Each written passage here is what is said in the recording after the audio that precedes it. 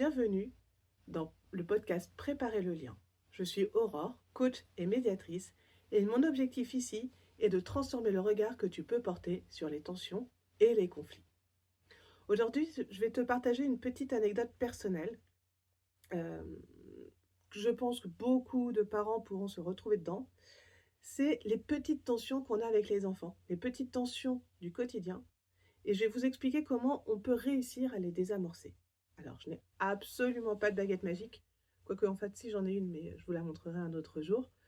Mais tu vois, je veux te parler des moments où, tu sais, lorsque ton enfant se met en colère pour un détail, c'est quelque chose que tu comprends pas, qui te paraît insignifiant, et puis en général, c'est pas au bon moment. On a rangé le jouet avec lequel il jouait, le repas lui plaît pas, ou c'est pas le bon moment, ou il a pas envie d'aller prendre sa douche, on devait aller faire du vélo et il pleut des cordes. Ça, c'est pour ceux qui, comme moi, habitent en Bretagne et qui, en ce moment, souffrent un petit peu de la météo. Si on n'y prend pas garde, et ou si c'est un jour où on est un peu fatigué, un peu tendu, ben ça peut vite monter en une vraie crise dans laquelle l'enfant va être mal et dans laquelle toi aussi, tu vas vraiment te sentir pas bien. Ça explose, tout le monde finit fâché et résultat, tout le monde est très déçu. Alors, je suis comme toutes les mamans, moi aussi ça m'arrive. Ça m'arrive probablement plus souvent que je le voudrais.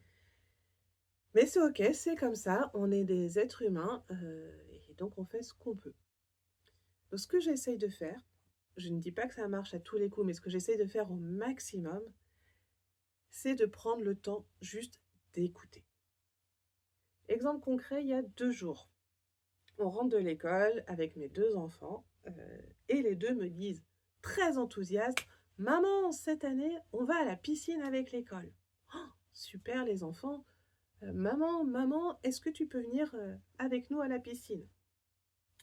Sur le principe, je vais essayer de faire en sorte, si j'ai pas de rendez-vous, j'ai essayé de libérer mon emploi du temps pour pouvoir venir les enfants avec vous à la piscine.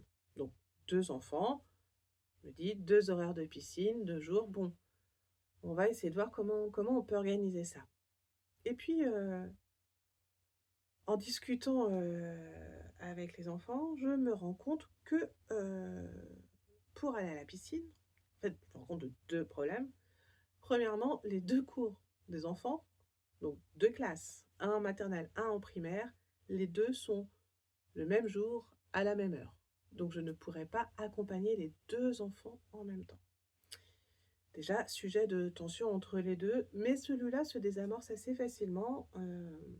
Je vois la tête des enfants en leur disant, qu'est-ce qui se passe? Je veux que tu viennes avec moi.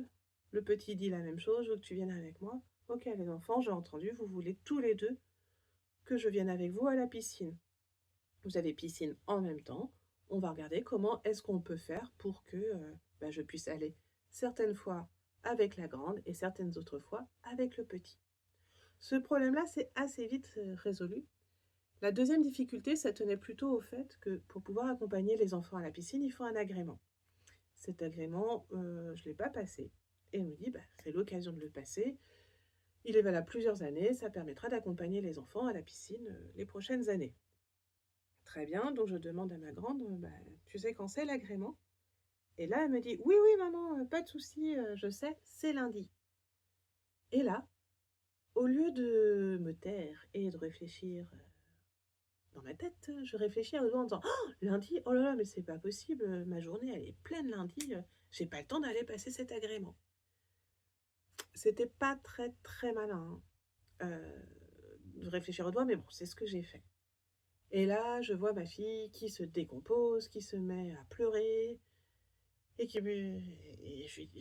mon premier réflexe, c'est de dire, non mais écoute, mon chat, c'est pas très grave, tu sais, il y aura une autre date pour l'agrément, je ferai un autre moment, enfin c'est bon, si je suis pas là à la première séance de piscine, c'est pas grave, il y en aura d'autres, quoi.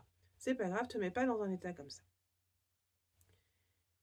Et je sais bien que si j'avais dit ça, si, c'est grave. Pour elle, c'est grave. Pour elle, elle veut que sa maman vienne à la piscine, qu'elle la voie et que en plus, comme elle a moins de séances que son petit frère, si je peux pas aller dès le début, ça veut dire que je pourrais probablement pas aller avec elle autant de fois. que ce qu'elle escomptait, voire autant de fois que son frère, et donc ça va pas du tout. Donc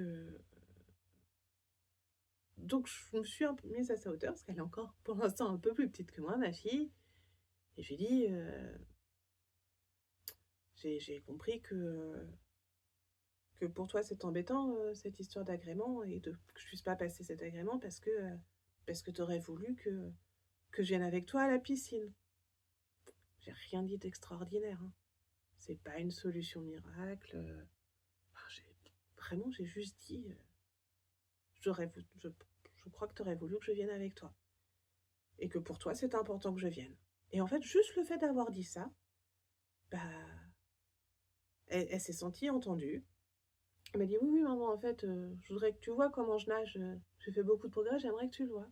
Ah, bah oui, mon chat, j'entends bien, t'aimerais beaucoup me montrer comment tu nages. Et puis faire ça dans le cadre de l'école, c'est un peu différent que de faire ça à la maison, quand on est tous ensemble. Oui, maman, c'est ça. Et là, déjà, les tensions étaient tombées.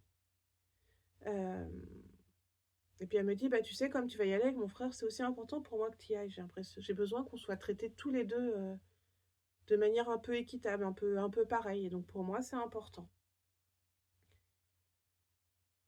Et une fois qu'elle a dit ça, moi je lui ai juste répondu, ok, bah je t'entends. C'était pas grand-chose, hein, c'était vraiment pas une grande discussion. Ça a pris quoi, 2-3 minutes tout ça. Sauf qu'en 3 minutes, on t'est passé de trop bien c'est la piscine à je pleure parce que maman peut pas passer l'agrément à ok, et ben on va trouver une solution. Et puis c'est pas grave, et puis maman, tu m'as entendu. Et en fait, pour le fin mot de l'histoire, ma journée de lundi est très chargée, mais l'agrément est à un moment où je n'avais rien, donc je vais pouvoir aller passer cet agrément et pouvoir aller à la piscine. En fait, cette histoire, c'est juste le symptôme de...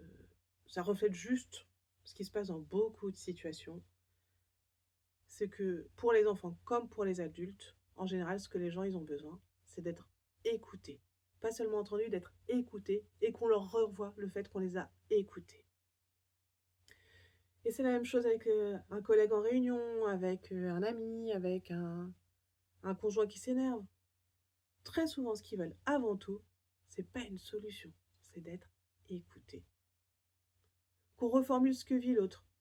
Ça ne veut pas dire qu'on est d'accord avec lui. Ça veut juste dire qu'on a entendu, qu'on a compris ce qu'il ressentait. C'est aussi une manière de reconnaître son émotion, de reconnaître ce qu'il vit. Et ça change tout. Parce que quand on se sent entendu, moi la première, hein, quand je me sens entendue, quand je me sens comprise, et ben, le problème il n'est pas forcément résolu, mais la tension baisse. Et on peut discuter, et on peut trouver des solutions. Bon, l'autre apprentissage que j'en ai tiré, c'est que ça serait bien de réfléchir dans ma tête, et pas forcément à haute voix, quand je sens qu'il peut y avoir une tension et des difficultés sur le sujet en question. Ça évite des crispations qui n'ont pas forcément lieu d'être, parce que des fois, la solution, elle se trouve d'elle-même une fois qu'on a posé le problème. Voilà, alors cette semaine, eh ben, je te propose de toi aussi tester ce petite chose de prendre le temps de, quand tu sens quelqu'un en face de toi qui est tendu, qui est crispé ou quelque chose qui ne va pas, juste de prendre le temps de dire « Ok, je vois que tu ressens ça et j'ai l'impression que c'est ça qui est important pour toi. » On s'en fiche de la solution. Essaye juste de te mettre à la place de la personne et de lui faire comprendre que tu as entendu ce qu'elle voulait dire et ce qu'elle avait l'air de ressentir. Et puis si tu te trompes, c'est pas grave. Si tu te trompes, la personne te dira « Bah non, c'est pas ça », mais elle t'expliquera ce qu'elle ressent et ça te permettra d'avoir une discussion. Je te remercie d'avoir écouté cet épisode. Si tu veux, on peut en discuter. J'aimerais bien que tu me laisses un petit commentaire sous ce podcast ou sur Instagram de l'autre à soi. Et puis je te dis à très bientôt. Bonne journée.